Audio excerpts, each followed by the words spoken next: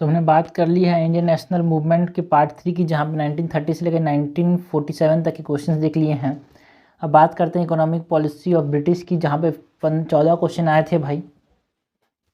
Okay, economic policies of the British with reference to the history of India consider the following pairs. Okay, फिर से पढ़ते हैं। With reference to the history of India consider the following pair. 2020 में question आया था। औरंग in charge of treasury of the states, ठीक है। औरंग किसको बोलते थे भाई? औरंग जो थे एक पर्शियन टर्म है, जहाँ पे है ना वेयर हाउस को क्या बोलते हैं? ओरांग बोलते हैं। ओरांग मतलब क्या होता है? वेयर हाउस, जहाँ पे सामान को रखा जाता है। बनियान, Indian agents of east India company, बनियान किसको बोलते थे? बिल्कुल सही है, बनियान मतलब जो ईस्ट इंडिया कंपनी के जो एजेंट्स होते थे उसको बोलते थे भाई मर्चेंट्स। बनियान का मतलब इंग्लिश में क्या होता है? Merchants. Mirasidar, what is mirasidar? Designated revenue payer to the state, बिल्कुल सही है ना। मिरासीदार मतलब एक उर्दू मतलब होता है, जिसका मतलब था हेरिडिटरी लैंडलॉर्ड्स।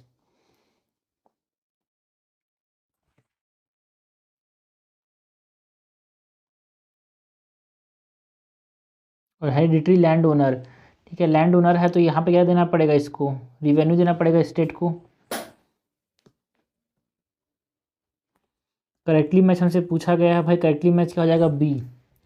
यहाँ पे हमारे पास 2 and 3 इज करेक्ट। बट औरंग is not the in charge of treasury of the city, warehouse है भाई, एक प्रकार से जगह जहाँ पे चीज़ों को रखा जाता है बिफोर सेलिंग दैम, और बिफोर बेचने से पहले।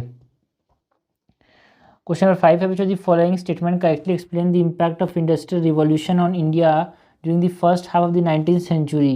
2020 में ये भी आया था। हमको बात करनी है इम्पैक्ट ऑफ इंडस्ट्रियल रिवॉल्यूशन किसके ऊपर? इंडिया के ऊपर, first half of the 19th century.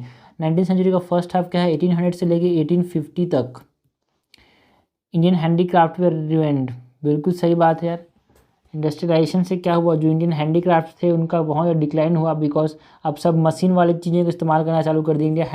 जो मशीन इंडिया में जो ट्रेडिशनली बनाया था उसका इस्तेमाल कोई नहीं करने लगा। Machine were introduce in Indian textile industry in large number. No, machine India के अंदर इंट्रोड्यूस नहीं किए गए यार। Railway lines are laid in many parts of the country.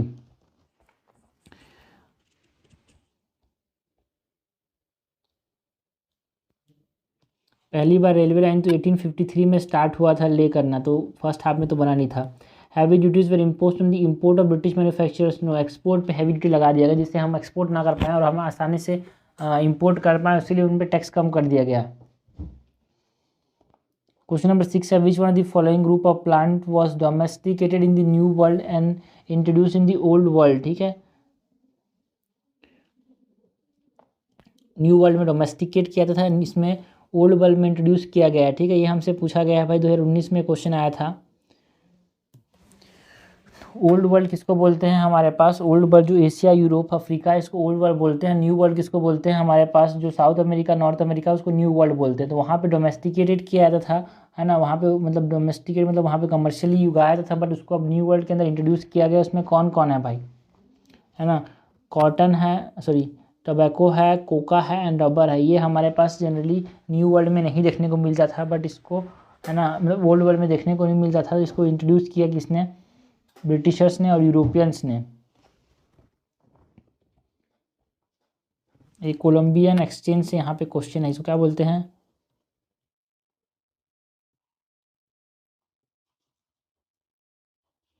Colombian exchange. Question number 7 है, economically one of the result of British rule in India in 19th century was. 2018 में question आया था, economically result of British rule in India in 19th century क्या था भाई? Increase in the export of Indian handicraft, export कम हो गया था। Growth in the number of Indian own factories, ये भी कम हो गया था। कमर्शलाइजेशन ऑफ इंडियन एग्रीकल्चर, ये हुआ था भाई, है ना। जो पहले खुद को खाने के लिए खाते थे उसको बेचने के लिए उगाने के लिए मजबूर कर दिया गया। And rapid increase in the urban population. No, urban areas से अब वो रूरल एरियाज़ की तरफ माइग्रेट करने लगा, बिकॉज अर्बन एरिया में जो हैंडीक्राफ्ट्स थे, जो इंडस्ट्रीज थी, वो डिक्लाइन होने लगी। सो आंसर क्या जाएगा? 7 का सी। क्वेश्चन नंबर 8 है, the staple commodity of export by the English East India Company from Bengal in the middle of the 18th century were, है ना। Steamer commodity of export by the East India Company from Bengal, Bengal से क्या export करती थी British East India Company to the England, ये हमसे पूछा गया है। ठीक है, तो क्या वो कॉटन एक्सपोर्ट करते थे? बिल्कुल सही है। सिल्क एक्सपोर्ट करते थे, सॉल्ट पीट एक्सपोर्ट करते थे, ओपियम, है ना, ये सब एक्सपोर्ट करते थे 18वीं सेंचुरी के अंदर। ठीक है, तो ये हमारे पास 2018 में क्वेश्चन आया था, तो ये इंपॉर्टेंट है, हमको समझ आना चाहिए कि भाई किस किस चीज़ों पे ध्यान देना है, यूपीएससी कैसे कैसे क्वेश्चन पूछती है।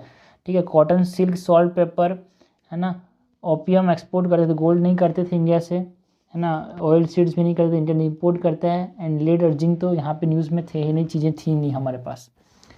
क्वेश्चन नंबर 9 है, who among the following was were associated with the introduction of ryotwari settlement in India during the British rule. ठीक है, तो 2017 में क्वेश्चन आया था भाई, रॉयट वाली सेटलमेंट को किसने किसने इंट्रोड्यूस किया था। रॉयट वाली मतलब पीजेंट, ठीक है, रॉयट मतलब पीजेंट, तो पीजेंट के पास जो होता है वो डायरेक्टली यहाँ पे रिवेन्यू देने का अधिकार होता है, तो लॉर्ड कॉर्नवालिस ने तो यहाँ पे परमानेंट सेटलमेंट इंट्रोड्यूस किया था। अलेक्जेंडर रीड और थॉमस मनरो ने मिल के क्या किया था, है ना, Alexander Read and Thomas Munro ने क्या किया था, मिल के हमारे पास रॉयट वाली सिस्टम को इन 1820 इंट्रोड्यूस किया था in the districts of Tamil Nadu, Karnataka, Assam, Bengal, Bombay. So correct हमसे पूछा गया है, करेक्ट से आएगा हमारे पास 2 और 3। और ये जो कॉर्नवालिस था उसने क्या किया, 1793 में परमानेंट सेटलमेंट इंट्रोड्यूस किया था। एंड इस परमानेंट सेटलमेंट में क्या होता है, ज़मींदार जो होता है वो जो टैक्स कलेक्ट करता है किससे, है ना।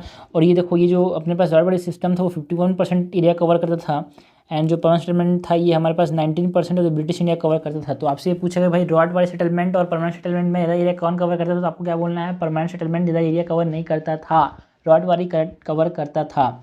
एंड जो परमानेंट सेटलमेंट था उसमें मेरे पास ज़मींदार कलेक्ट करते थे रिवेन्यूज़ को, है ना, 1/11 पार्ट रखते थे, बाकी जो बचा 10/11 उसको ब्रिटिश को देते थे। और यहाँ पे जो रॉयट वाली है वहाँ पे ज़मींदार को तरह से हटा दिया गया, है ना, ओनरशिप राइट्स किसको दे दिया गया, फार्मर्स को दे दिया गया इसमें। क्वेश्चन नंबर 10 है, the trade dispute act of 1929 provided for. देखो भाई, ट्रेड डिस्प्यूट एक्ट ऑफ 1929 की बात करनी है, 2017 में क्वेश्चन आया था। Participation of worker in the management of industries, बहुत इंपॉर्टेंट है ये। Arbitrary power to the management to quell industrial dispute, an intervention by the British court in event of trade dispute, a system of tribunal and ban on strikes। जो trade dispute act of 1929 था, है ना, वो किसके बारे में बात करता था, ट्राइब्यूनल की बात करता था, and it talks about ban on strikes. Management की तो बात करते नहीं थे, बिकॉज इसके खिलाफ बहुत सारे इसके खिलाफ अपने पास आवाज़ उठा रहे थे, भगत सिंह ये सब लोग, उसकी वजह से यहाँ पे बहुत सारी दिक्कतें आई थी। ठीक है, तो ये उनको पार्टिसिपेशन में हेल्प नहीं करता।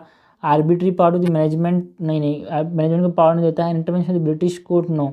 यहाँ पे ट्राइब्यूनल्स की बात करते हैं, and they talks about ban on the strikes.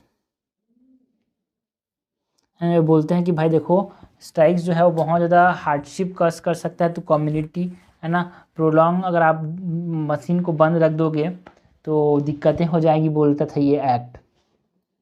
ठीक है ना, यहाँ पे establishment of a court of inquiry and board of conciliation की बात करते थे ये। Establishment of court of inquiry and board of conciliation. Question number 11 है, कंसिडर द फॉलोइंग स्टेटमेंट। 2017 में ये क्वेश्चन आया था। The Factories Act of 1881 was passed with a view to fix the wages of industrial worker and to allow the workers to form a trade union। तो हमको समझना है कि देखो भाई फैक्ट्रीज एक्ट कितना इंपॉर्टेंट है। यहाँ पे फैक्ट्रीज एक्ट ऑफ 1881 किसके बारे में बात करता है, जो 1881 का जो फैक्ट्रीज एक्ट है was passed with the view to fix the wage of industrial worker and allow the workers to form a trade union। कि यहाँ पे ट्रेड यूनियन बनाने के लिए इनको अप्लाई मतलब मदद किया गया है भाई। नो, जो 1881 का था वो रिपन ने लॉन्च किया हुआ। 1881 का जो फैक्ट्रीज एक्ट था, है ना, एंड ये जो 1881 का जो फैक्ट्रीज एक्ट था वो किसके बारे में बात करता है? It prohibit the employment of children under, है ना, 7 ईयर्स, 7 ईयर्स से कम के चिल्ड्रन को ये प्रोहिबिट कर देता है। ओके, यहाँ पे कोई भी ट्रेड यूनियन के बारे में बनाने की बात नहीं की जाती है भाई फैक्ट्रीज एक्ट ऑफ 1881 में। मेन ये चीज़ था कि यहाँ पे 7 ईयर से कम के जो बच्चे हैं वहाँ पे इसको बंद कर दिया गया, और 7 से 12 ईयर ऑफ एज में इसको मैक्सिमम 9 आवर्स तक ही उनको काम करने दे सकते हैं, सब बोला गया। सोचो कितने छोटे छोटे बच्चे को यहाँ पे काम करवाया जाता था। N M. Lokhande was a pioneer in organising the labour movement in British India. बिल्कुल सही है यार।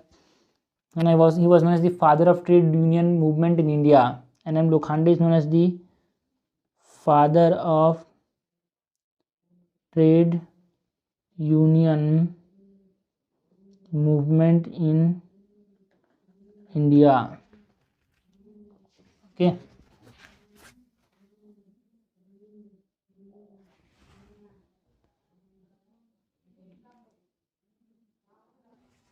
करेक्ट हमसे पूछा गया, कट जाएगा B2 ओनली। क्वेश्चन नंबर 12 है who of the following was were the economic critique of colonialism in India. Economic critique किसने किसने दिया था ये हमसे पूछा गया है। ये 2015 में क्वेश्चन आया था। दादा भाई नौरोजी ने दिया था क्या? बिल्कुल सही है भाई, दादा भाई नौरोजी ने लिखा था poverty and un British rule in India.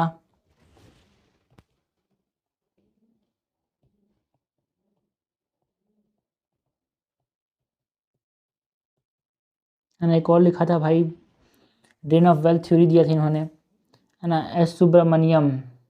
RC. Dutt ने क्या लिखा था? The economic history of India लिखा था।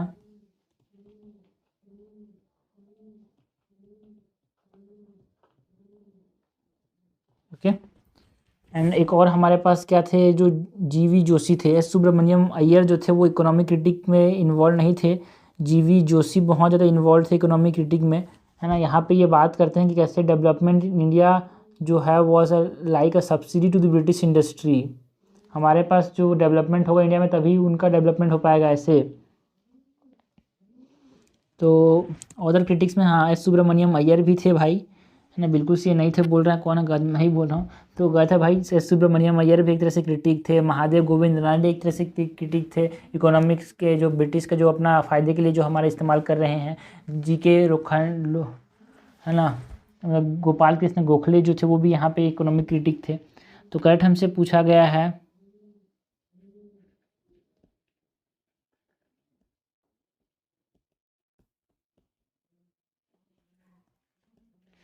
करेक्ट क्या जाएगा? D, all 3, 1 2 3। क्वेश्चन 13 है विद रेफरेंस टू रॉयट वाली सेटलमेंट। देखो एक और क्वेश्चन आ गया भाई, कितना इंपॉर्टेंट है रॉयट वाली सेटलमेंट। तो मुंडो एंड रीड ने आपस में मिलकर इसको इंट्रोड्यूस किया था। The rent was paid directly by the peasants to the government. बिल्कुल सही है। Government gave pattas to the ryots. कि इसमें गवर्नमेंट ने पट्टास दिए थे, मतलब लैंड राइट्स। पट्टास मतलब क्या होता है? लैंड राइट्स और ओनरशिप राइट्स।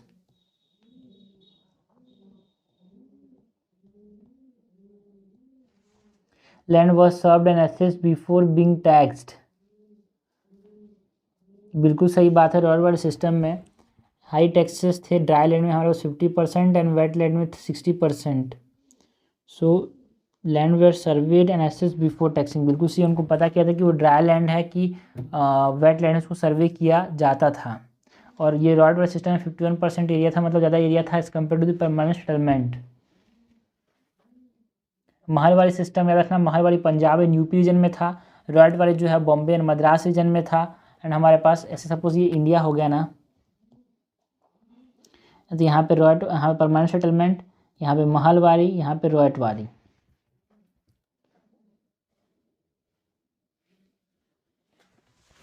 करेक्ट हमसे पूछा कर जाएगा सी।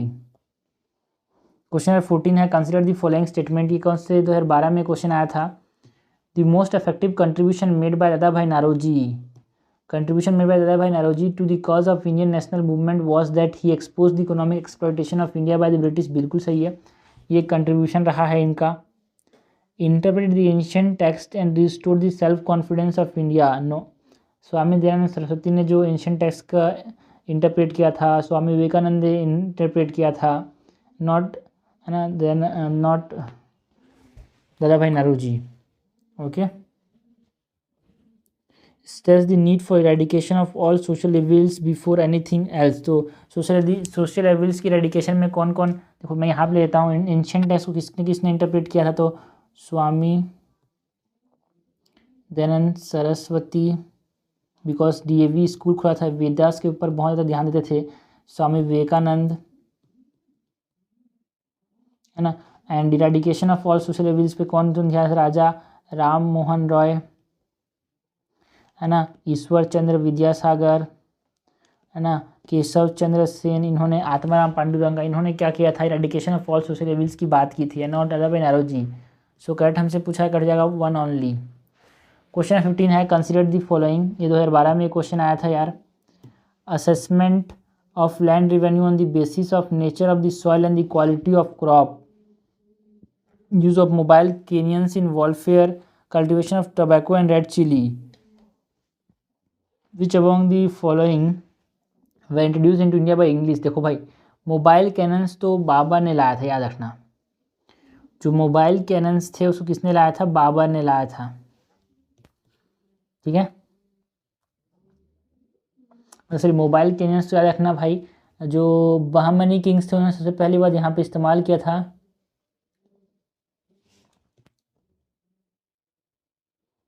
है ना। पहली बार देखने को मिला बैटल ऑफ अडोनी के अंदर। And cultivation of tobacco and red chilli को इंग्लिश ने इंट्रोड्यूस नहीं किया था, इसको इंट्रोड्यूस किया था पोर्तुगीज ने, okay. And land revenue on the basis of quality of crop को या ब्रिटिश ने पहली बार इसको इंट्रोड्यूस किया था, या फिर पहली बार यहाँ ने इसने इस्तेमाल किया था क्या, जैसे इनको दीवानी राइट्स मिला है, गलत है भाई, इन्होंने क्वालिटी ऑफ क्रॉप के बेसिस एंड सॉइल के बेसिस में लैंड रिवेन्यू नहीं दिया था। जैसे इनको दीवानी राइट्स मिला, मतलब टैक्स क्लेम करने का राइट्स, इन्होंने एक्सप्लॉइट किया इंडियंस को एंड अपने मन माने चाहे जितना वो ये क्या करते थे, लैंड रिवेन्यू कलेक्ट करते थे। सो इनमें से कोई सा भी ब्रिटिश ने नहीं किया था, सो इंट्रोड्यूस बोला था तो नन, आंसर क्या हो जाएगा, इनमें से कोई सा भी ब्रिटिश ने इंट्रोड्यूस नहीं किया था। क्वेश्चन नंबर 16 है the tendency for increase litigation was visible after the introduction of the land settlement system of lord Cornwallis in 1793। 2011 में क्वेश्चन आया था, है ना। जो इंक्रीज लिटिगेशन देखने को मिला भाई जब उन्होंने लैंड सेटलमेंट सिस्टम को इंट्रोड्यूस किया लॉर्ड कॉर्नवालिस इन 1793 में, क्यों, इसका रीज़न हमसे पूछा गया। Reason for this is normally trace to which of the following provisions, making zamindars position stronger vis-a-vis the royals, making the East India Company an overload of zamindars, making judicial system more effective। तो जो ज़्यादा हमारे पास litigations देखने को मिले, वो litigations क्यों देखने को मिले, बिकॉज, है ना, यहाँ पे लिटिगेशन इसलिए देखने को मिले because of the removal of the court fee, मतलब जो कोर्ट में जाने के लिए जो पैसा लगता था लिटिगेशन के लिए, वो कोर्ट फी इन्होंने रिमूव कर दिया यार, उसकी वजह से यहाँ पे हमारे पास ज़्यादा लिटिगेशन देखने को मिला। And not by making zamindar more position, making this judicial system more effective, नहीं, इनमें से कोई सा भी कारण नहीं है कि वो लिटिगेशन बढ़ने का कारण था removal of the court fee. तो क्वेश्चन अचानक से कभी भी ऐसे टफ क्वेश्चन आते हैं जिसको पता ना हो कि कैसे बढ़ा, क्यों बढ़ा, तो आपको उसी लिए प्रीवियस ईयर क्वेश्चन समझना बहुत ज़रूरी है कि कैसे यूपीएससी क्वेश्चन पूछती है और कैसे आंसर निकाला जा सकता है। क्वेश्चन नंबर 17 है with reference to the period of colonial rule in India, home charges formed an important part of the drain of wealth from India. Home charges form an important part of the drain of wealth from India. Which of the following fund constitute home charges? ये home charges की वजह से बहुत ज़्यादा India का drain of wealth होता था। And home charges में क्या क्या चीज़ें आती हैं ये हमसे पूछा गया है ना। home charges के अंदर क्या क्या आता है ये हमसे पूछा गया है। Funds used to support the Indian office in London, ये home charges में आता है क्या? बिल्कुल सही बात है यार। फंड यूज टू पे salaries and pension of the British personal engage in India, बिल्कुल सही है, ये होम चार्जेस हैं। End funds use for weighing war outside India by the British, है ना। ऐसा नहीं है भाई, कोई भी ऐसा चार्ज इंडिया से नहीं लिया गया जिसको लड़ने के लिए इस्तेमाल किया होगा ब्रिटिश के द्वारा, है ना। होम चार्जेस में सैलरीज की बात करते हैं एंड जो इंडियन ऑफिसर्स जो लंदन में है उनको जो सपोर्ट करते हैं उसको होम चार्जेस के फॉर्म में ये लेते थे। करेक्ट हमसे पूछा गया, क्या उठ जाएगा बी 1 और 2 ओनली। तो ये क्वेश्चन हो गया भाई इकोनॉमिक हिस्ट्री ऑफ इंडिया से, ठीक है ना, मतलब हमारे पास economic policy of the British in India से।